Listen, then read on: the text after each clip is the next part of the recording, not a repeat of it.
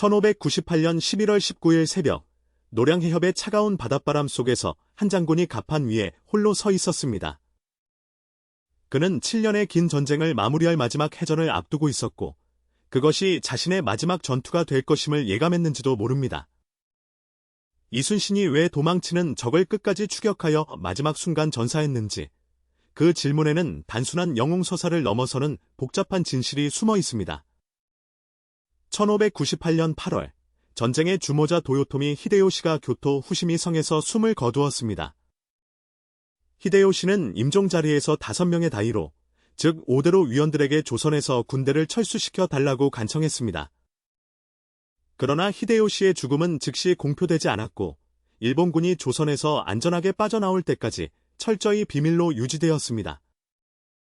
전장에 일본군은 최고 지휘자가 사망했다는 사실도 모른 채 며칠을 더 싸웠고, 이 비밀은 조선 지휘부에도 한참 뒤에야 전달되었습니다. 히데요시 사망 소식이 조선 주둔 일본군에게 전달된 것은 수주일이 지난 뒤였으며, 일본군은 본국으로의 철수를 서두르기 시작했습니다. 조선 전역에 흩어져 있던 일본군은 거점별로 집결하여 남해안의 외성들로 모여들었습니다. 순천해성의 고니시 유키나가, 사천해성의 시마즈 요시히로, 울산해성의 가토 기요마사 등 각지의 일본 장수들이 귀국 준비를 서둘렀습니다. 이 가운데 가장 곤란한 처지에 놓인 것은 순천해성의 고니시 유키나가였습니다. 그는 조명연합군에게 사방이 포위된 채 탈출로가 완전히 막혀 있었습니다. 고니시는 명나라 장수 유정에게 뇌물을 건네며 길을 열어달라 협상했지만 조선 수군 통제사 이순신은 이 협상을 단호하게 거부했습니다. 이순신은 7년간 조선의 백성을 죽이고 국토를 유린한 적을 그냥 돌려보낼 수 없다고 판단했습니다. 도망치는 외적을 살려두는 것은 후환을 남기는 일이었습니다. 고니시는 탈출을 위해 사천해성에 있던 시마즈 요시히로에게 구원을 요청했고, 시마즈는 대규모 함대를 이끌고 노량해협으로 향했습니다. 시마즈 요시히로는 임진왜란 내내 최강의 일본 육군 지휘관으로 이름을 떨쳤던 장수였으며, 그의 군대는 악기처럼 싸운다 하여 두려움의 대상이었습니다. 이순신은 시마즈의 구원 함대가 출발했다는 첩보를 입수했고, 노량해협이 시마즈가 반드시 지나야 할 길목임을 파악했습니다. 이순신과 명나라 수군 도독 진리는 논의 끝에 노량해협에 매복하여 시마즈의 함대를 기다리기로 결정했습니다. 진리는 처음 조선에 왔을 때 오만하고 독단적으로 행동하던 장수였습니다. 그러나 이순신의 탁월한 전술과 인품에 감화되어 차츰 그를 깊이 신뢰하고 따르게 되었습니다. 진리는 훗날 황제에게 이순신을 이렇게 평했다고 전해집니다. 경천이지의 제주와 보천요길에 공이 있으니 천하에 그 짝이 없다고 아뢰었습니다. 1598년 11월 18일 밤, 조명연합 함대 약 500척이 노량해협에 짙은 어둠 속에 소리 없이 진을 쳤습니다. 자정이 지난 19일 새벽 2시경, 시마즈의 함대 약 500척이 노량해협의 어둠을 뚫고 그 모습을 드러냈습니다. 이순신의 포격 명령이 떨어지자 조명연합 함대의 화포가 일제히 불을 뿜었고, 노량의 밤하늘이 순식간에 포화로 물들었습니다.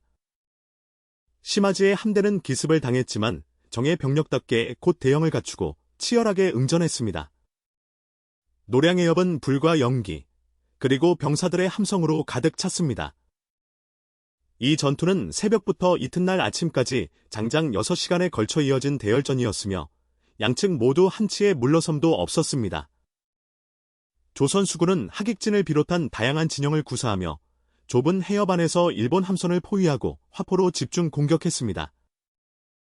일본군은 좁은 해협에서 포위된 채 사력을 다해 탈출구를 열려했고, 시마즈의 함대는 막대한 희생을 치르면서도 조금씩 전선을 돌파하려 했습니다. 전투가 절정에 달했을 때 진린의 명수군 함선 일부가 일본군에게 포위되는 위기에 처했고, 이순신은 즉시 함대를 이끌고 진린을 구원하기 위해 적진 속으로 돌진했습니다. 이순신의 함선이 적진 깊숙이 파고들면서 전투는 더욱 격렬해졌고, 총탄과 화살이 빗발치는 가운데 이순신은 갑판에서 직접 전투를 지휘했습니다. 당시 이순신의 나이는 53이었습니다. 7년의 전쟁으로 몸이 이미 쇠약해져 있었지만 그는 갑옷을 입고 갑판 위에 서서 지휘를 놓지 않았습니다. 이순신은 늘 병사들과 함께 선두에서 싸웠습니다. 이날도 그의 지휘선은 적과 가장 가까운 최전선에 자리하고 있었습니다. 새벽 어둠이 걷히고 동이 터오면서 해전의 전황은 조명연합군에게 유리하게 전개되고 있었습니다. 일본 함선 수백 척이 불타거나 격침되었고 시마즈의 구원 함대는 막대한 피해를 입으면서도 필사적으로 탈출을 시도했습니다.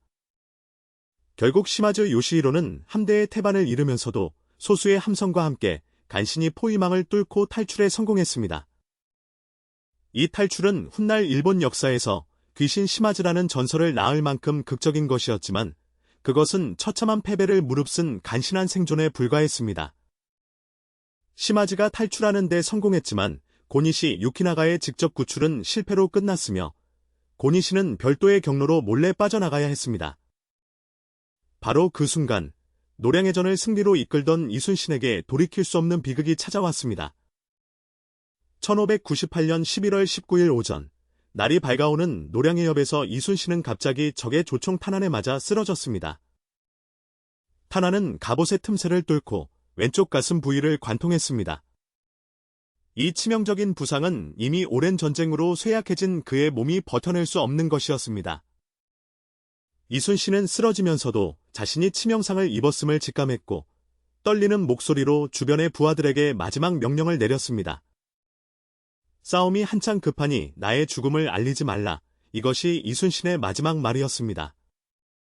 전투보다 자신의 목숨을 앞세우지 않은 장수의 최후의 명령이었습니다. 이 유언은 조선왕조실록과 이순신 관련 사료에 기록된 역사적 사실이며 꾸며낸 전설이 아닙니다.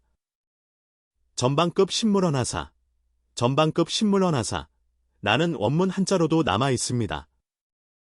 이 마지막 말을 직접 들은 것은 이순신 곁에 있던 가까운 부하들이었고 이들은 그의 명령에 따라 전사 사실을 즉시 숨겼습니다. 이순신의 시신은 방패와 옷으로 가려졌으며 북을 치고 깃발을 흔들어 마치 지휘관이 살아있는 것처럼 위장했습니다. 조선 수군은 그 사실도 모른 채 전투를 이어갔습니다. 이순신의 조카 이분이 남긴 이충무공행록에는 이 순간이 생생하게 기록되어 있습니다. 이분의 기록은 이순신의 마지막 시간을 전하는 가장 중요한 1차 사료 중 하나입니다. 전투가 끝난 뒤에야 이순신의 전사 소식이 정군에 알려졌습니다. 군사들은 그 자리에서 통곡했고 소식을 들은 백성들도 함께 슬퍼했다고 기록은 전합니다. 진린 역시 이순신의 전사 소식을 듣고 3번이나 거꾸러져 통곡했다고 전해집니다. 조선군 지휘관의 죽음의 명나라 장수가 이토록 슬퍼했다는 사실은 이순신의 인격이 어떠했는지를 말해줍니다. 이순신의 시신은 먼저 고금도로 옮겨져 임시로 안치되었다가 이후 고향인 충남 아산으로 운구되어 금성산 기슭에 안장되었습니다. 이순신이 전사한 노량 앞바다는 지금의 경남 남해군 노량리 앞바다이며 그 자리에는 지금도 그를 기리는 충렬사와 유적이 남아 있습니다. 노량해전의 결과 조명연합 함대는 일본 함선 200척 이상을 격파하고 다수를 납포했습니다. 일본 수군의 전력은 사실상 회복 불가능한 수준으로 무너졌습니다. 그러나 이 빛나는 승리의 뒤에는 조선의 가장 위대한 장수를 잃었다는 역사가 지울 수 없는 슬픔이 영원히 남아 있었습니다. 이순신은 왜 도망치는 적을 굳이 추격했을까요? 단순한 승부욕이나 복수심이 아니었습니다. 거기에는 분명한 전략적 판단이 있었습니다. 일본군을 온전히 돌려보내면 그들은 본국에서 재정비하여 언제든 다시 침략할 수 있었습니다. 이순신은 이 위협의 뿌리를 이 기회에 제거하려 했습니다. 명나라 수군과의 연합작전에서도 이순신은 동맹의 신뢰를 지켜야 했습니다. 추격을 포기하는 것은 조선 수군의 전의를 의심받는 결과를 낳을 수 있었습니다. 더 나아가 이순신은 7년 동안 조선의 백성이 겪은 고통에 대한 정의를 실현하고자 했습니다. 그 고통의 주범들을 살려보내는 것은 역사 앞에 부끄러운 일이었습니다. 이순신이 죽음을 각오하고 전선의 선두에 선 것은 단순한 무모함이 아니라 나라와 백성을 위한 마지막 결단이자 장수로서의 책임이었습니다. 노량해전 이후 일본군의 잔여 병력은 모두 본국으로 철수했고 7년에 걸친 임진왜란은 이렇게 막을 내렸습니다.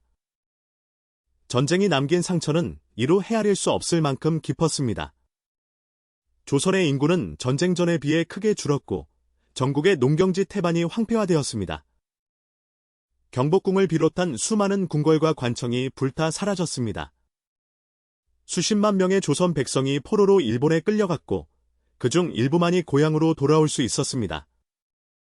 도자기 기술자들을 포함한 수많은 조선의 장인들이 일본으로 끌려갔고 이들이 전한 기술은 일본 도자기 문화를 꽃피우는 토대가 되었습니다. 역사의 아이러니는 이처럼 씁쓸합니다. 일본에 끌려간 조선의 학자들이 전한 성리학은 에도 시대 일본 학문의 토대가 되었습니다. 침략자들은 조선의 문화와 지식마저 착취해 간 것이었습니다. 명나라 역시 임진왜란으로 막대한 국력을 소진했습니다. 조선 파병에 쏟아부은 군비와 병력의 손실은 명나라 재정을 극도로 악화시켰습니다. 임진왜란에서 소진된 명나라의 국력은 북방의 여진족 세력, 즉 후금이 급속히 성장하는 빌미를 제공했습니다. 이 후금이 훗날 청나라가 되어 명나라를 멸망시키게 됩니다. 일본에서는 도요토미 히데요시의 사망과 조선 침략 실패로 도요토미 가문의 권위가 급격히 실추되었고 이 권력 공백을 틈타 도쿠가와 이에야스가 실권을 장악했습니다. 도쿠가와 이에야스는 1603년에도 막부를 열고 일본을 통일했습니다. 임진왜란은 결과적으로 일본 정치 체제의 대변혁을 촉발한 씨앗이 되었던 셈입니다. 조선에서는 전쟁 중 활약한 의병과 훈련된 군사들의 사회적 위상이 높아졌고 이 변화는 조선 사회의 기존 신분 질서에 작은 균열을 만들어내기 시작했습니다. 전쟁이 끝난 뒤 조선은 복구에 나섰지만 상처가 완전히 아물기까지는 수십 년이 걸렸습니다. 일부 지역은 인구가 한 세기가 지나도록 회복되지 않았습니다. 임진왜란이 남긴 또 하나의 유산은 조선 사회에서 무신의 역할에 대한 재평가였습니다. 문치를 중시했던 조선에서 이순신의 활약은 무장의 가치를 새롭게 일깨운 사건이었습니다. 그러나 이순신의 전사는 조선 조정에 씻을 수 없는 자책감을 남겼습니다. 선조는 전쟁 중 이순신을 2번이나 억울하게 옥에 가두고 백의종 군시킨 장본인이었기 때문입니다. 선조가 이순신의 전사 소식을 듣고 어떤 반응을 보였는지는 사료에 명확하게 기록되어 있지 않습니다. 그러나 역사는 분명하게 말하고 있습니다. 이순신이 없었다면 조선도 없었을지 모른다고. 이순신은 죽어서도 조선의 방패가 되었습니다. 노량해전은 적이 다시는 바다를 통해 쉽게 침략하지 못하도록 쐐기를 박은 마지막 전투였습니다. 이순신은 생전에 난중일기라는 이름의 일기를 남겼습니다. 이 일기에는 전쟁의 참상과 장수로서의 고뇌, 어머니를 그리워하는 인간 이순신의 솔직한 마음이 담겨 있습니다. 난중일기는 2013년 유네스코 세계기록유산으로 등재되었습니다. 한 인간이 전쟁의 한복판에서 써내려간 일기가 인류 전체의 귀중한 유산이 된 것입니다. 이순신이 활용한 거북선과 하객진 전술은 세계 해전사에서도 독창적이고 혁신적인 사례로 평가받습니다. 그는 용감한 장수이기 이전에 탁월한 전략가이자 창의적인 발명가였습니다. 이순신이 임진왜란 기간 23번의 해전에서 단 한 번도 패배하지 않은 사실은 동서양 군사사를 통틀어 전무후무한 기록입니다. 노량해전이 바로 그 23번째이자 마지막 전투였습니다. 진리는 명나라로 돌아간 뒤 황제에게 이순신의 공적을 상세히 보고했고 명황제는 이순신에게 제사를 올리도록 예를 표했다고 전해집니다. 조선 조정은 이순신에게 선무공신 1등을 추서하고 의정부 우의정에 증직했으며 훗날 숙종대에는 충무공이라는 시호가 내려졌습니다. 오늘날 이순신은 한국인이 가장 존경하는 역사적 인물로 꼽힙니다. 서울 광화문 광장의 우뚝 선 이순신 동상은 대한민국을 상징하는 장소 가운데 하나가 되었습니다. 노량해전은 단지 7년 전쟁의 마지막 전투가 아니었습니다. 그것은 한 나라의 운명을 건 최후의 결전이었고 한 위대한 인간이 자신의 모든 것을 내어준 헌신의 기록이었습니다. 7년간의 임진왜란은 끝났지만 역사는 멈추지 않았습니다. 전쟁이 남긴 상처가 채 아물기도 전에 조선에는 북방에서 또 다른 위협이 몰려오고 있었습니다. 다음 편에서는 임진왜란이 끝난 지 불과 수십 년 만에 닥친 두 번째 재앙, 병자호란을 살펴봅니다. 후금, 즉 청나라의 군마가 압록강을 건너는 날, 조선은 또 한 번 존망의 기로에 서게 됩니다.